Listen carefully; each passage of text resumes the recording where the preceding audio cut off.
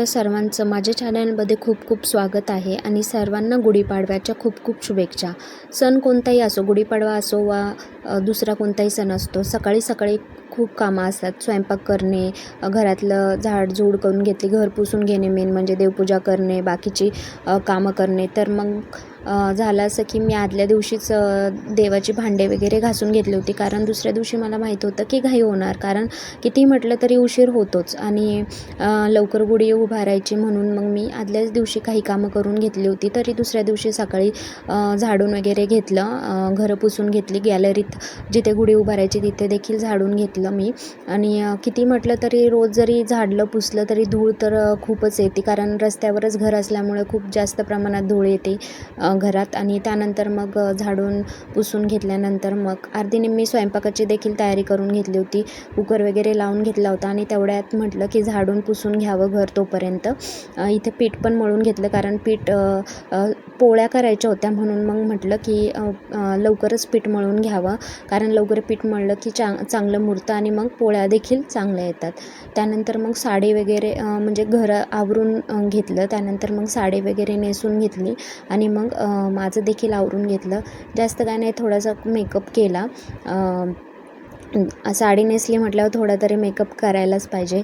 बांगड्या वगैरे घातल्या, काचेच्याच बांगड्या वरती होत्या म्हणून त्या घालून घेतल्या आणि त्यानंतर मग थोडंसं पावडर वगैरे लावून घेतली. मी काय फक्त सनस्क्रीम आणि थोडीशी पावडर लावून घेते. कुठं बाहेर जायचं असलं तरच जास्त यूज करते मी मेकअपचे प्रोडक्ट, कारण माझी स्किन जी आहे ती खूप सेन्सिटिव्ह आहे, त्यामुळे मी जास्त काही लावत नाही.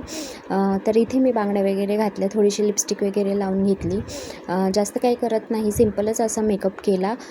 आणि नंतर मग आवरून पटकन गुढी उभारायची होती. त्या श्रीजाचे पप्पा तोपर्यंत हार आणि ते नारळ वगैरे आणायला गेले होते, त्यामुळे मग मी तोपर्यंत आवरून घेतलं, कारण मग ते आल्यावर लगेच घाई करतात की झालंच नाही का अजून.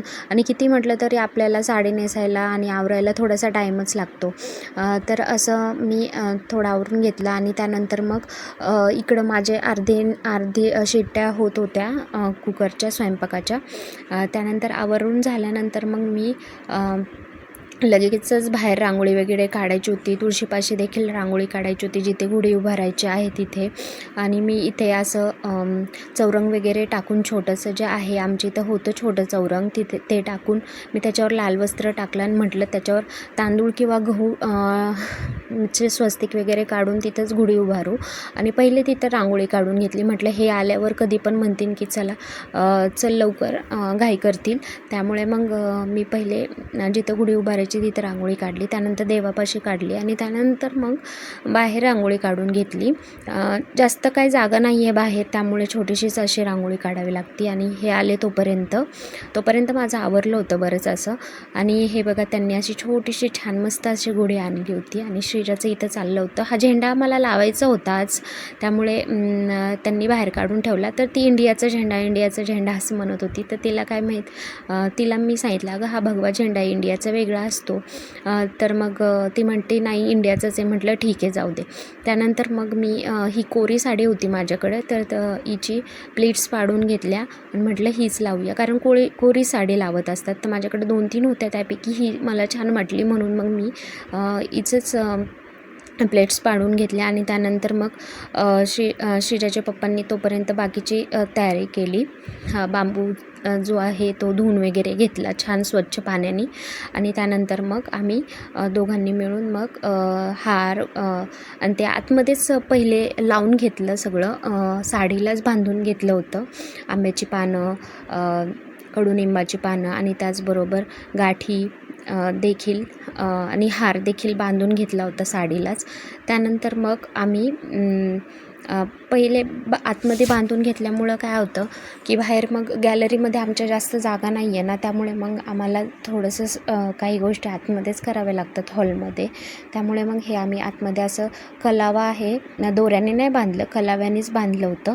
तर कलाव्याच्या याने बांधून घेतलं. त्यानंतर मग आम्ही बाहेर गुढी उभारायला गेलो, कारण थोडासा वेळच झाला होता. काल 11 वाजले होते आम्हाला गुढी उभारेपर्यंत, कारण किती म्हटलं तरी त्याच दिवशी सर्व कामं करायची म्हटल्यावर टाईम लागतो आणि हे बाहेर गेल्यामुळे आणि हे सगळ्या वस्तू आणायच्या होत्या त्यामुळे थोडासा टाईमच लागला होता आम्हाला.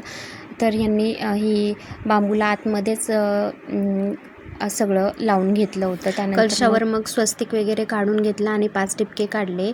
मग सगळी तयारी झाली होती आमची मस्त अशी. आणि मी जिथेच चौरंग मांडला होता बाहेर, तिथे मग मी तांदूळ होते, गहू पण होते, पण तांदूळांनी स्वस्तिक वगैरे काढून घेतलं आणि त्याच्यावरच गुढी उभारायची होती आम्हाला. तर तिथे नंतर मग तिथेच गुढी उभारली आणि नंतर तिथे बांधून घेतली ती गुढी पॅक अशी, कारण हवा देखील खूप असते त्यामुळे पॅक बांधून ठेवली, कारण 5-6 वाजेपर्यंत आपल्याला गुढी ठेवायची असते. त्यामुळे व्यवस्थित अशी बांधलेलीच बरी, कारण हल्ली वगैरे तर आपल्यालाच चांगलं नाही वाटत ते. त्यानंतर मग नंतर पूजा वगैरे करून घेतली. पूजेसाठी मी पाणी, गुळाचा नैवेद्य स्टार्टिंगला मी दाखवला आणि दिवा वगैरे लावून घेतला पहिले. त्यानंतर मग 5 टिपके काढून घेतले, गुढीची पूजा केली, तुळशीची देखील पूजा केली आणि पहिले गुळाचा नैवेद्य दाखवला, पाणी वगैरे फिरून घेतलं, फुलं वगैरे वाहून घेतले आणि त्यानंतर मग मला आमच्या गावाला आहे ना गुढीपाडव्याच्या दिवशी 7 आसनांची यात्रा असते. त्यामुळे मला तिकडं जाणं तर शक्य नाही आहे, कारण आमच्या सासूबाई आहेत. आईंनी सांगून ठेवलं होतं की इकडे येणं नाही होत तर तिकडं 7 नैवेद्य वगैरे करायचे, तिकडे केले तरी काही हरकत नाही आहे. पण गावाला माझे जाव वगैरे असते, ते जात असतात नैवेद्य घेऊन. दही भाताचा जास्त मान असतो, त्यामुळे मला 7 नैवेद्य आणि 7 दिवे वगैरे करायचे होते आणि मेन म्हणजे त्याच्यावर दही भाताचा नैवेद्य जास्त महत्त्वाचा असतो. तर अशी मी पूजा वगैरे करून घेतली तुळशीची आणि गुढीची, पाया पडून घेतल्या आणि मग पटकन स्वयंपाकाला सुरुवात केली. भात आणि जी डाळ आहे ती एकत्रच लावली होती मी आणि थोडीशी डाळ काढून घेतली, डाळीतलं पाणी देखील काढून घेतलं होतं आमटीसाठी. आज मला आमटी, भात, पुरणाच्या पोळ्या, कढी, आमच्या इकडं कढी तर स्पेशली करतातच, कढीशिवाय आमच्याकडं पुरणाचा स्वयंपाकच मानत नाही. एक प्रकारे आमच्याकडे आमटी नसली तर चालते, पण दुधासोबत पुरणाची पोळी खातात. गुळवणी पण आमच्याकडे जास्त काही कोण करत नाही, शक्यतो दूध किंवा मग आमरस किंवा मग असंच काहीतरी करतात. आणि मला आमटीसोबतच पोळी आवडते, लहानपणापासून सवय आहे म्हणून मी कंपल्सरी आमटी करतेच. एका बाजूला पुरणाची तयारी करून घेतली, गूळ वगैरे टाकून घेतला आणि इथे विलायची सोलून घेतली, वेलची पूड पण काढून घेतली आणि वेलची पूड पुरणात वगैरे टाकून गुळाचंच पुरण करत असते मी. गावाला साखरेचं देखील करतात, कधी कधी गूळ नसलं तर साखरेचं पण करते, पण आमच्या घरी गुळाचं जास्त आवडते यांना, त्यामुळे मग मी गूळच टाकत असते.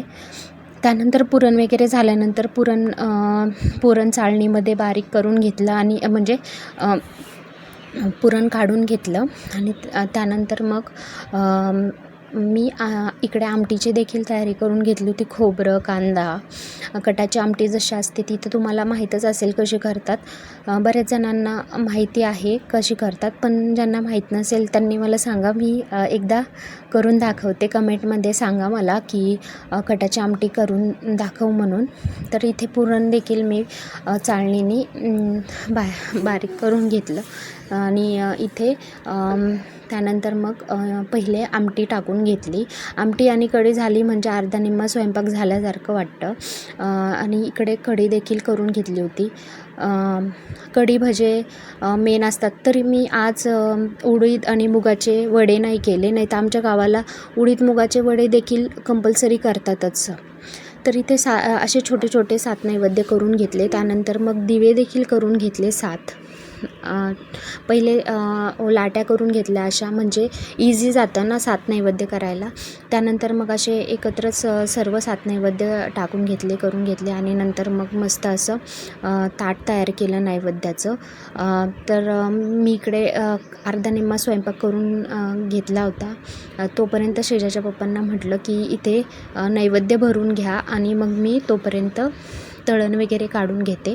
तर इथे कुरडई, पापड, भजे, मी 2 प्रकारचे भजे केले होते, कारण शेजाला बटाट्याचे भजे आवडतात आणि कढीसोबत आम्हाला कांद्याचे भजे आवडतात. तर कांद्याचे भजे देखील केले होते आणि बटाट्याचे भजे देखील केले होते. त्यानंतर मग पोळी वगैरे करून घेतली. पहिले एकच करून घेतली होती नैवेद्यापुरती. त्यानंतर मग ताट वगैरे दाखवून घेतलं. बघा एवढं मी सगळं केलं होतं. आमच्यासोबत आमच्या इकडे आहे ना, काही जण दह्यासोबत देखील पुरणाची पोळी खातात, काही जण दुधासोबत खातात, काही जण आमरस पण करतात यावेळेस. आणि त्यानंतर मग नैवेद्य वगैरे दाखवून घेतला. एक इथं नारळ फोडला, एक देवापाशी फोडला, देवी म्हणजे त्या 7 आसरांच्या नावाने, एक गुढीपाशी. शेजारचं बघा काय चालू आहे, तिचं नारळाचं पाणी पिणंच तिला खूप आवडतं नारळाचं पाणी, त्यामुळे तिचं ते पिणं चालू होतं.